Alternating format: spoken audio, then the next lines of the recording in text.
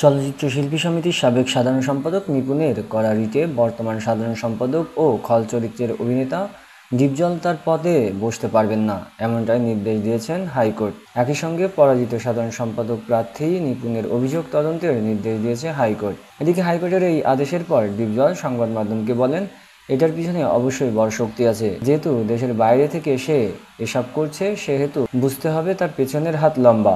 অনিয়মের অভিযোগ তুলে সমিতির নির্বাচনে 2024-26 ফলাফল বাতিল এবং নতুন নির্বাচন অনুষ্ঠানের নির্দেশনা চেয়ে 14 মে রিটটি হয়। রিটটি করেন সমিতির সাধারণ সম্পাদক পদে পরাজিত চিত্রনায়িকা নিপুণ। আদালতে রিটের পক্ষে শুনানি করেন জ্যেষ্ঠ আইনজীবী শাহ মঞ্জুরুল হক, সঙ্গে ছিলেন আইনজীবী পলাশ চন্দ্র রায়। রাষ্ট্রপক্ষ থেকে ছিলেন deputy attorney general Amit Dasgupta. পরে আইনজীবী পলাশ চন্দ্র রায় সাংবাদিকদের বলেন, হাইকোর্ট রুল দিয়ে ওই নির্বাচনে অনিয়মের অভিযোগ সংশ্লিষ্ট স্বেচ্ছাসেবী সমাজ কল্যাণ সংস্থাসমূহ কর্তৃপক্ষের অনুসন্ধান করতে নির্দেশ দিয়েছেন।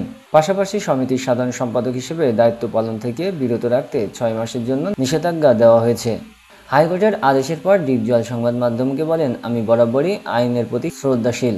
হাইকোর্ট যেহেতু রায় দিয়েছে, এখানে কিছু বলার নাই। তবে বিষয়টি নিয়ে আমাদের কমিটির সঙ্গে আলোচনা করে 2-1 দিনের মধ্যে আমরা চেম্বার জজ আদালতে যাব।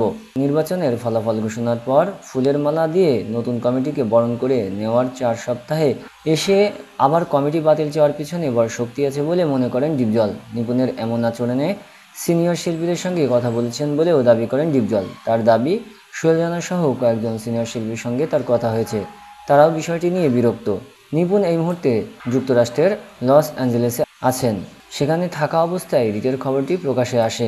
রিটের খবর প্রকাশে আসার পর শিল্পী সমিতির সভাপতি মিশু সওদাগর বলেন, যিনি সংবিধানকে ক্ষতবিক্ষত করেছেন তাকে পুঙ্খানুপুঙ্খভাবে বুঝিয়ে দেব শিল্পী সমিতির সংগঠন কী, এবার শিল্পী সমিতির ক্যাবিনেটটা কি। অন্যদিকে সাধারণ সম্পাদক ডিপজল, কেস খেলবো আসো, যেটা খেলার মন চাই সেটাই খেলো, এমন কথাও বলেছেন।